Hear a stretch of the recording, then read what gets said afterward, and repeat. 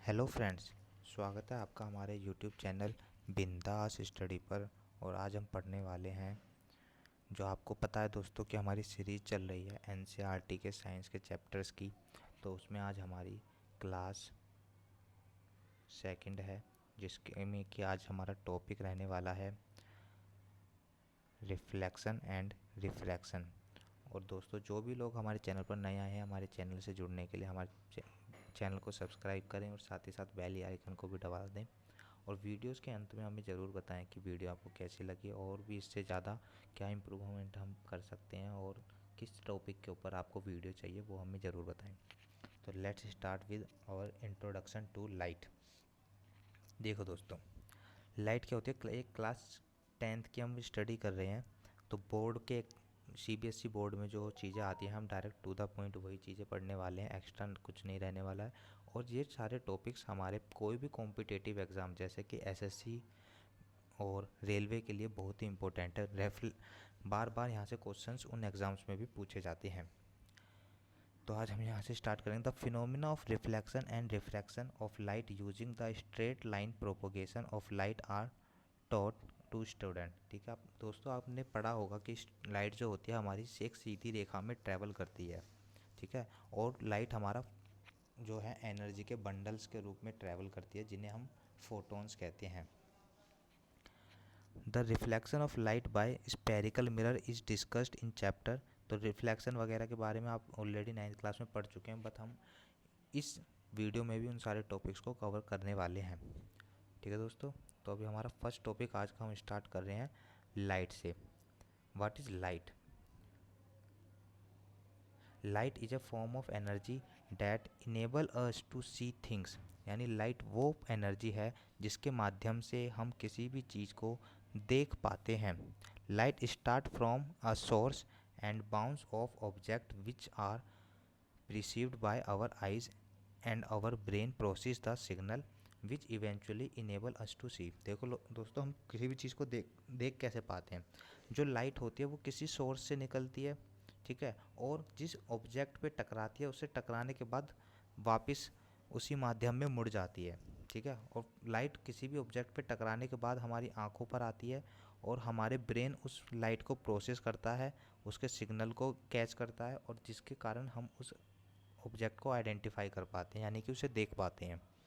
ठीक है दोस्तों, Maxwell predicts the magnetic and electric field travel in the form of wave and these waves move at the speed of light. यानी कि जो Maxwell एक scientist हैं, उन्होंने प्रिडिक्ट किया था कि कुछ पार्टिकल्स वेव की फॉर्म में ट्रैवल कर रहे हैं और जिनकी स्पीड लाइट की स्पीड के बराबर है।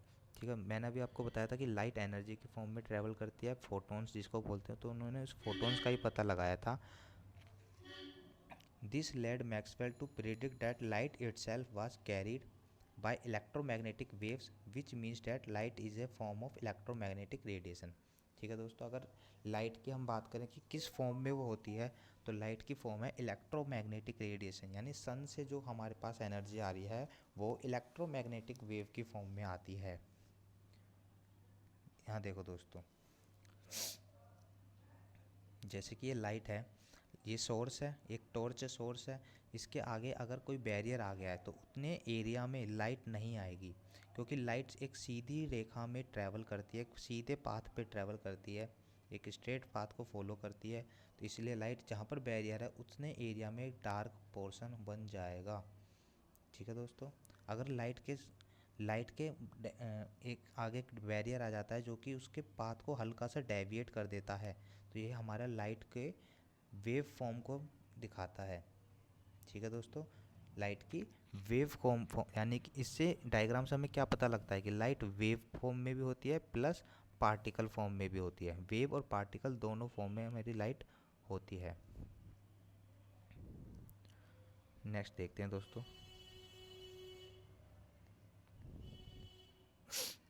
इस कॉन्सेप्ट से हमें क्या समझते हैं कि the wave particle duality in quantum mechanism. ये थोड़ा सा फिजिक्स का दूसरा पार्ट हो जाता है, क्वांटम मैकेनिज्म। इसमें हमारे लाइट के एक दोहरे नेचर को दिखाया गया है। बोथ कौन कौन सा nature, particle and wave nature, depending upon the circumstances, और ये डिपेंड करता है सर्कमस्टेंसेज पे कि वो किस फॉर्म में आप हमको दिख रही है। Phenomena like diffraction, polarization and interference could be explained by considering light as a wave. The phenomena of photoelectric effect is explained by assuming that light consists of the particle called photon. ठीक है दोस्तों, तो मैंने बताया था कि light अगर particle की फॉर्म में मूव कर रही है तो उसको हम फोटोन बोलते हैं, और लाइट जब वेव की फॉर्म में मूव करती है तो उसकी वजह से कुछ फिनोमिना होते हैं जिसे हम डिफ्रैक्शन, पोलराइजेशन एंड इंटरफेरेंस बोल सकते हैं, और ये अलग अलग इवेंट्स हैं जो लाइट की वजह से होते हैं। Law of reflection, law of reflection दोस्तों बहुत ही इंपॉर्टेंट है, इसको मार्क कर लेंगे। When light travel from one medium to another medium, जब लाइट एक मीडियम से दूसरे मीडियम में ट्रैवल कर रही है तो देखो दोस्तों, या तो वो एब्जॉर्ब हो जाएगी, या तो वो बाउंस बैक हो जाएगी, या फिर उस ऑब्जेक्ट से पास कर जाएगी, यानी कि उसके अंदर से होके चली जाएगी। ठीक है, तो 3 केसेस होते हैं जब लाइट किसी भी एक मीडियम से दूसरे मीडियम में जाती है। अगर एब्जॉर्ब हो गई तो उसको बोलते हैं एब्जॉर्प्शन, बाउंस बैक हो गई तो उसको बोलते हैं रिफ्लेक्शन,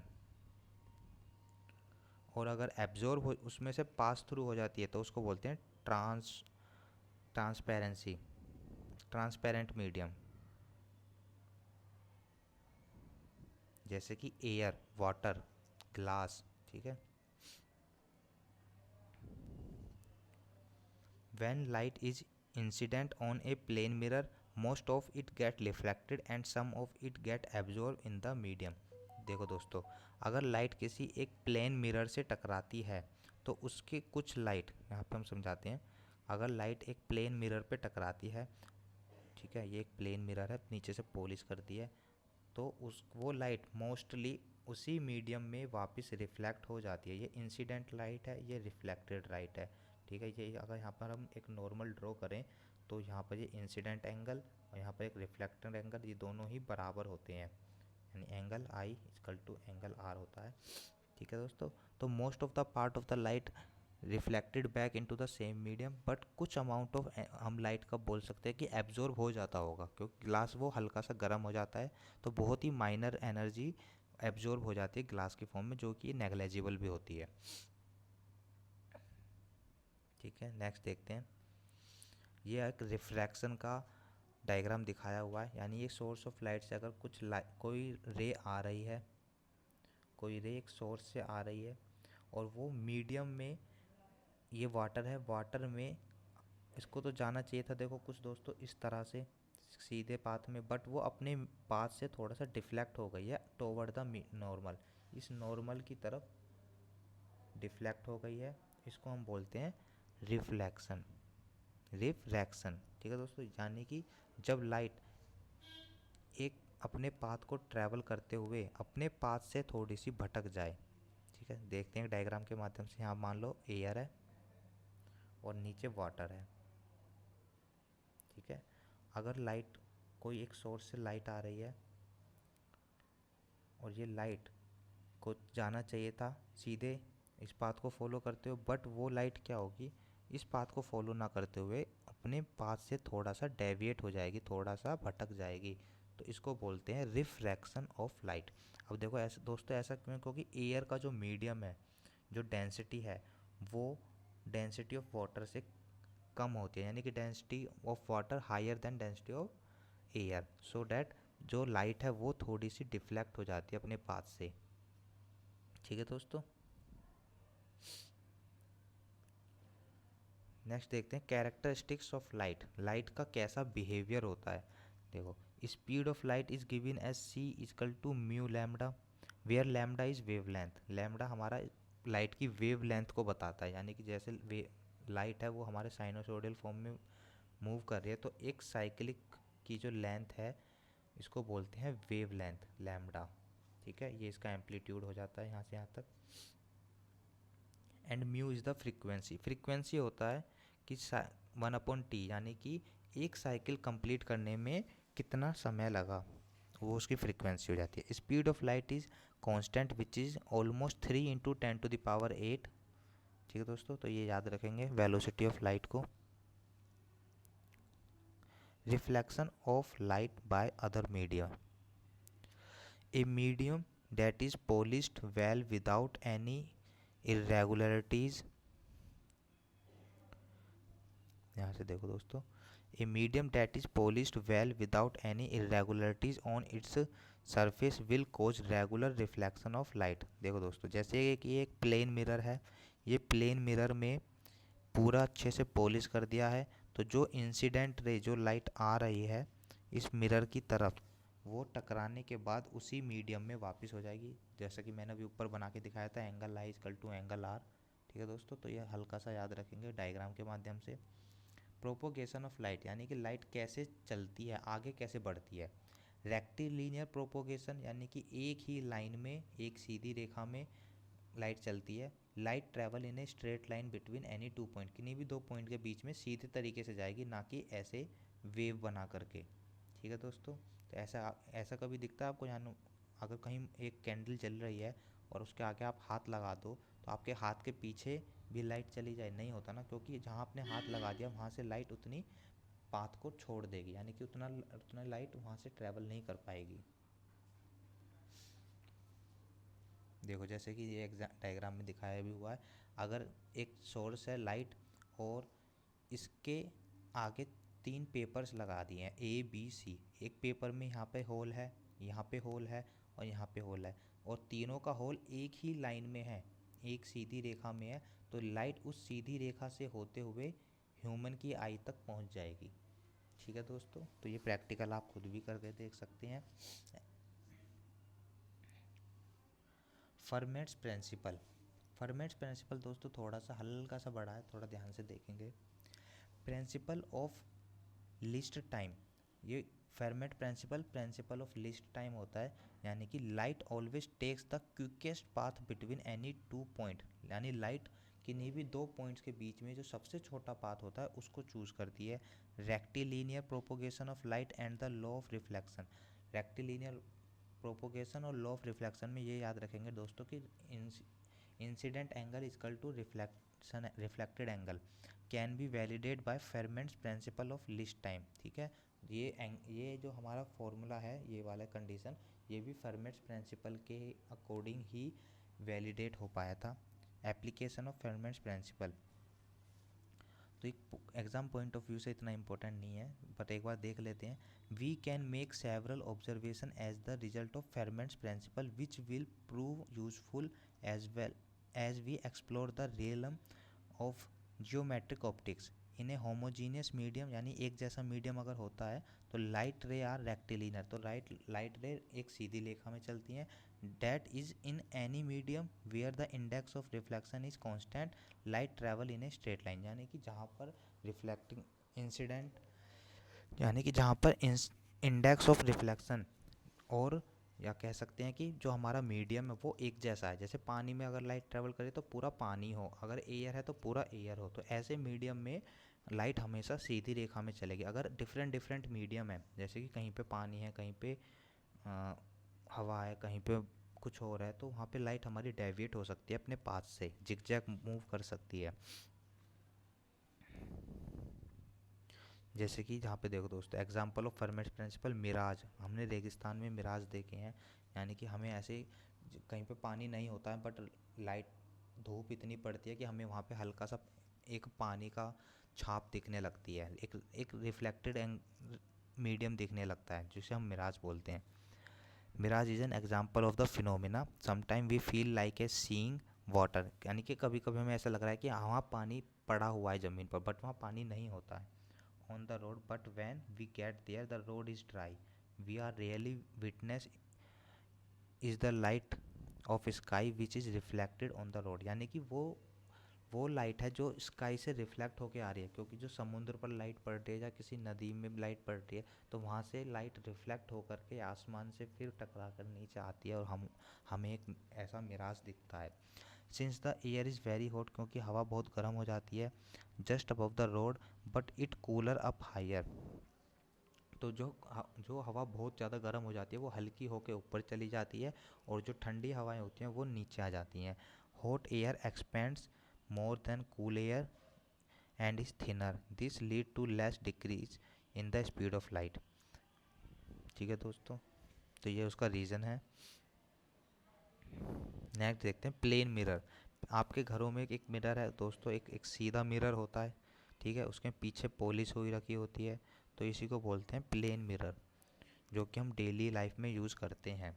अब कोई भी ऑब्जेक्ट अगर मिरर के जितने पास होता है उसका इमेज भी मिरर पर उतनी ही बड़ी बनती है। अगर कोई थोड़ा दूर रहेगा तो उसकी इमेज भी मिरर में बहुत छोटी ही बनेगी। ठीक है दोस्तों,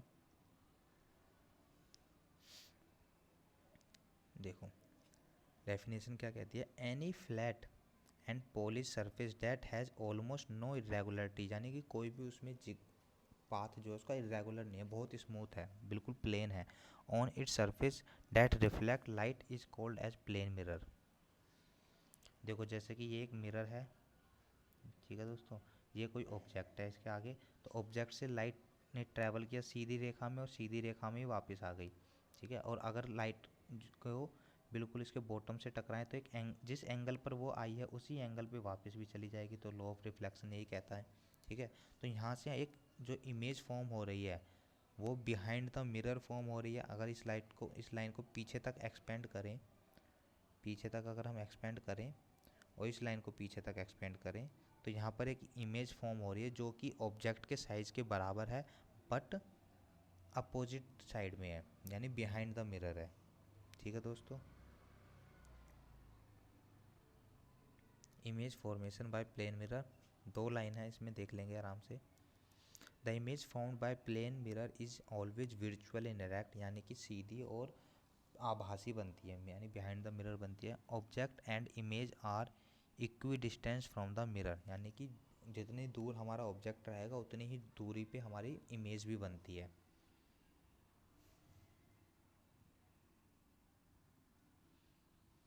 जैसे कि यहाँ पर देखो एक आदमी जो है मिरर के आगे खड़ा है तो उसकी इमेज भी उतनी ही दूर और उतने ही साइज की बनी है।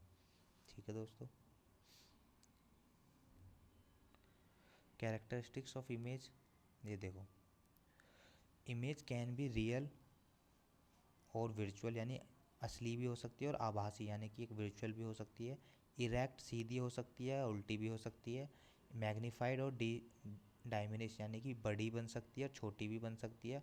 A real image is found by the actual converging of light rays. A virtual image is the apparent convergence of diverging light rays। ठीक है दोस्तों, यानी कि एक जो रियल इमेज बनती है जब लाइट रेज कन्वर्ज हो रही हों, यानी कि कन्वर्ज उनका एक दूसरे के पास आ रही हों, और लाइट इन वर्चुअल तब बनती है जब लाइट रेज मिरर के पास आते आते फैल रही हों, दूर जा रही हों एक दूसरे से, तब वो वर्चुअल इमेज बनती है। ठीक है, principle of reversibility of light, if the direction of ray of light is reversed due to reflection of a surface then it will retrace its path।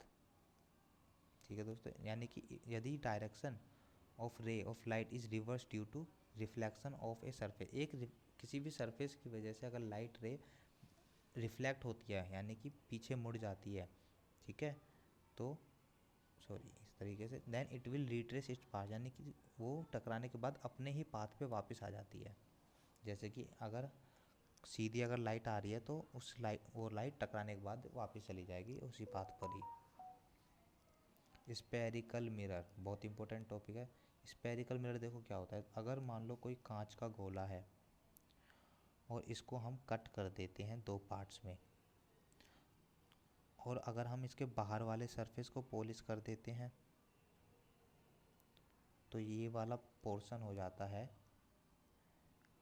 हमने कट कर दिया इसको बीच में से और बाहर वाला पोर्शन हमने पॉलिश कर दिया, तो ये वाला हो जाता है हमारा कॉनकेव मिरर।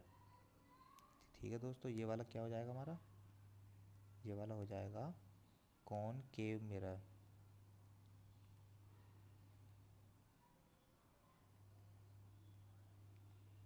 और अगर हम अंदर वाले पोर्शन को पॉलिश कर देते हैं, अंदर वाला पोर्शन अगर पॉलिश हो जाता है और बाहर वाला पोर्शन हमारा रिफ्लेक्टेड है यानी कि स्मूथ सरफेस है, तो ये वाला हमारा हो जाएगा कॉनवैक्स मिरर। दो तरीके के मिरर होते हैं स्फेरिकल में, concave mirror and convex mirror. ठीक है दोस्तों, तो इस तरीके से बनते हैं वो, यही लिखा हुआ है यहाँ पर भी। Consider a hollow sphere with a very smooth and polish inside surface and an outer surface with a coating of mercury so that no light can come out. Then if we cut a thin slice out of shell we got a curved mirror which is called a spherical mirror. ठीक है दोस्तों, देखो इसी तरीके से यहाँ पे बनाया भी हुआ है। अगर जो मिरर बाहर की तरफ से पॉलिश है, ठीक है, और अंदर की तरफ उसका रिफ्लेक्टिंग सरफेस है, तो वो हो गया हमारा कॉनकेव मिरर। और अगर अंदर की तरफ से पॉलिश्ड है और बाहर उसका रिफ्लेक्टिंग सरफेस है, तो वो हो जाता है convex mirror. Relationship between focus and radius of curvature. देखो दोस्तों, मैं समझाता हूँ ये क्या होता है। जिस गोले में से हमने एक स्फेरिकल मिरर कट किया है, ठीक है, ये एक गोला हो गया। अब इस गोले का एक रेडियस रहा होगा, ठीक है, इसका रेडियस रहा होगा, और इसका एक, देखो जहाँ, और हमने इतना पोर्शन कट करके एक मिरर बना लिया, इतना पोर्शन कट करके हमने एक मिरर बनाया। अब सॉरी,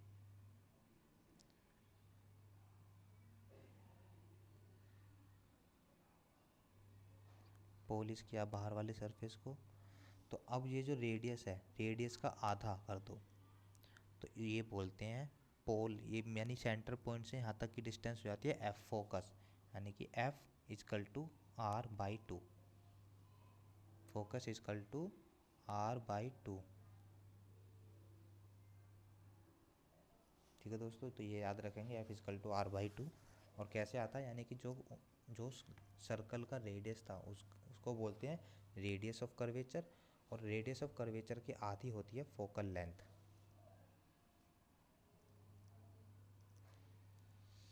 ये देखो यहाँ पर लिखा हुआ है यही दोस्तों, F equal to R by two. और फोकल लेंथ वो पॉइंट होता है अगर किसी भी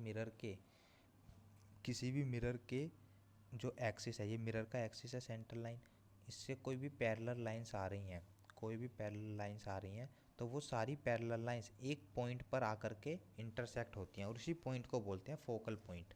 ठीक है, focal length is the half of the distance between the pole and radius of curvature, यानी पोल पी ये वाला पॉइंट और रेडियस, ठीक है, इसके बीच में क्या होता है, रेडियस होता है, और रेडियस का आधा ही होता है फोकल लेंथ। ठीक है दोस्तों, कर्व्ड मिरर ये दोस्तों बता दिया है। दो तरीके के मिरर होते हैं, कॉनकेव एंड कॉन्वेक्स मिरर, ऊपर समझा दिया, आप देख सकते हो। इसमें कुछ यहाँ पे देखो दोस्तों, कुछ इसके टर्मिनोलॉजी है। टर्मिनोलॉजी क्या होती है, यानी कि उनका नाम है। देखो यहाँ पे ये एक होलो स्फीयर है, होलो स्फीयर का ये पोल हो गया, यानी कि ये इस होलो स्फीयर के किस सेंटर से लाइन खींचोगे तो एक्सिस लाइन हो जाएगी, यानी प्रिंसिपल लाइन भी जिसे बोल सकते हैं। अब जो लाइन इस सेंटर, इस कर्व के बिल्कुल सेंटर पॉइंट पर टच कर रही है, ये हो गया इसका पोल, पी बोलेंगे इसे। ठीक है, और जो सेंटर होगा इसे बोलेंगे सेंटर ऑफ कर्वेचर। ठीक है, सेंटर ऑफ कर्वेचर और पोल के बीच की डिस्टेंस होती है आर, और आर का ही आधा होता है फोकल लेंथ। ठीक है दोस्तों, तो यही है यहाँ पे लिखा हुआ है, R is radius of curvature, centre of curvature, concave mirror, principal axis, hollow sphere. ठीक है, यही है दोनों ही, यानी कॉनकेव और कॉन्वेक्स दोनों के केस में यही होते हैं, सेम ही होते हैं। जो सेंटर ऑफ कर्वेचर आप यहाँ ले रहे हो वही centre of curvature convex mirror में भी होगा, कॉनकेव मिरर में भी वही होगा। फोकल लेंथ का फॉर्मूला कॉनकेव मिरर के भी लिए ये होगा और कॉन्वेक्स मिरर के लिए भी यही होगा।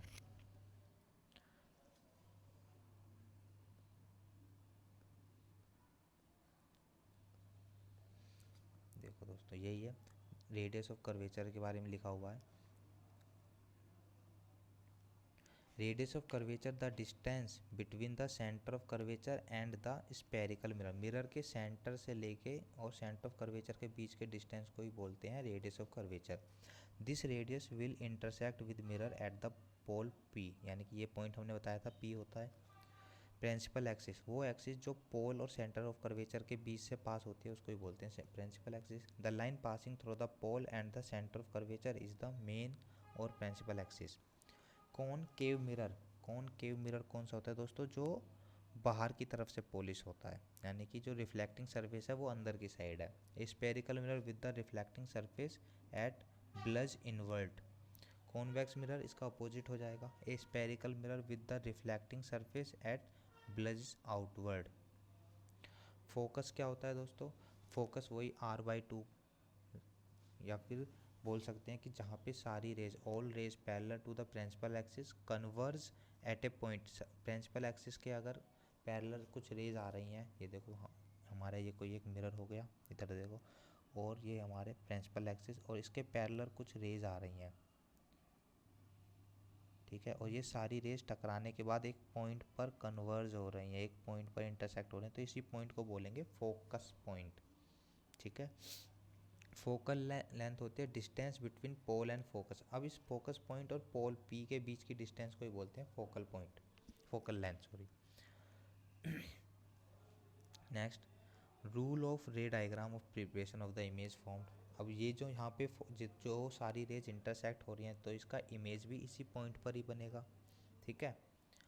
द रे passing through the centre of curvature hits the concave spherical mirror and retrace its path. The ray parallel to the principal axis pass through the focal point of the focus।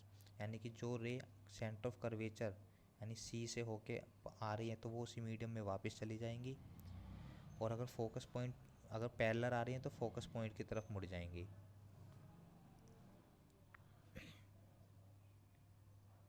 यहाँ पर एक ये chart है, chart में आप देख सकते हैं अगर कोई ऑब्जेक्ट हमारा इन्फिनिटी पर रखा हुआ है तो उसकी इमेज बनेगी फोकस पॉइंट पर, साइज होगा बहुत ही छोटा, पॉइंट साइज होगा, और वो रियल और उल्टा बनेगा।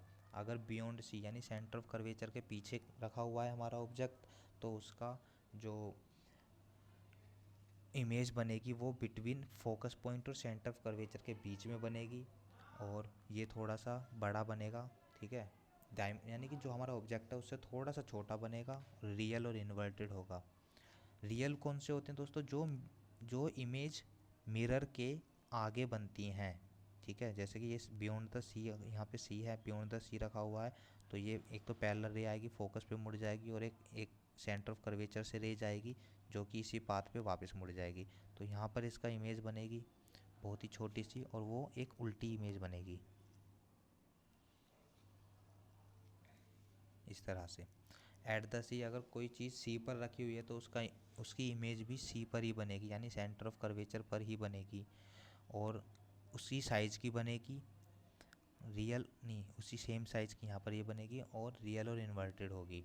अगर सी और एफ के बीच में रखा है यानी centre of curvature focal point के बीच में है तो सी के पीछे बनेगी, थोड़ी बड़ी बनेगी ऑब्जेक्ट से, और रियल और इन्वर्टेड होगी, यानी कि जो भी इमेज बन रही हैं कॉनकेव मिरर में वो सारी इमेज मिरर के सामने बन रही हैं तो सारी इमेज रियल होती हैं। अगर फोकस पॉइंट पर रखी हुई है तो हाईली लार्ज बनेगी, रियल और इन्वर्टेड। सिर्फ एक ही केस है इसमें, अगर पी और एफ के बीच में यानी पोलर और फोकस पॉइंट के बीच में अगर ऑब्जेक्ट रखा हुआ है तो इमेज हमारी बिहाइंड द मिरर बनती है, बड़ी बनती है, और वर्चुअल और इरेक्ट होती है, यानी कि सीधी बट इरेक्ट आभासी होती है, यानी बिहाइंड द मिरर बनती है, ठीक है दोस्तों। अब ये जो कॉनकेव और कॉन्वेक्स मिरर है ये होते कहाँ पर हैं यूज़, ये देखते हैं। Use of spherical mirror based on the image formed. Concave and convex mirror are used in many daily purpose, जैसे कि रियर व्यू मिरर जो हमारे गाड़ियों के साइड में होता है जिससे हम पीछे देखते हैं तो वो हमारा एक कॉनवेक्स मिरर होता है, ठीक है। लैम्प्स में, सोलर कुकर्स में, इन सब में कॉनकेव और कॉन्वेक्स मिरर्स यूज़ किए जाते हैं। जैसे कि देखो दोस्तों, गाड़ी के पीछे देखने के लिए कि कोई गाड़ी तो नहीं आ रही है तो वो एक कॉन वैक्स मिरर होता है, कॉन्वेक्स मिरर। तो मिरर फॉर्मूला है ये याद रखेंगे, 1/f is equal to 1/v plus 1/u। यहाँ पर ये होते हैं हमारे फोकल लेंथ, ये होती है हमारी image, distance of image, and ये होती है हमारी distance of object. Where u is object distance, v is the image distance, and f is the focal length. यहाँ पर ये लिखा हुआ है सारा, of spherical mirror which is found by the similarly in triangles. Magnification एक point होता है इसमें। मैग्नीफिकेशन यानी कि जो इमेज बड़ी बन रही है वो कितने टाइम्स बड़ी बन रही है, कितने टाइम्स छोटी बन रही है, तो उसको बोलते हैं मैग्नीफिकेशन। तो magnification produced by spherical mirror is the ratio of the height of image to the height of object. ठीक है, इनके रेशियो को बोलते हैं, हाइट ऑफ इमेज और हाइट ऑफ ऑब्जेक्ट के रेशियो को भी बोलेंगे द मैग्नीफिकेशन फैक्टर, और ये होता है हमारा m। साइन कन्वर्जन, ये दोस्तों ये न्यूमेरिकल पॉइंट ऑफ व्यू से होता है। ये देखते हैं position and size of image. Size of image can be found using the magnification formula m equal to h dash upon h, यानी कि height of image upon object image, जिसे कि माइनस v अपॉन u से भी हम बता सकते हैं। और v क्या होता है, डिस्टेंस ऑफ इमेज, और u होता है डिस्टेंस ऑफ ऑब्जेक्ट।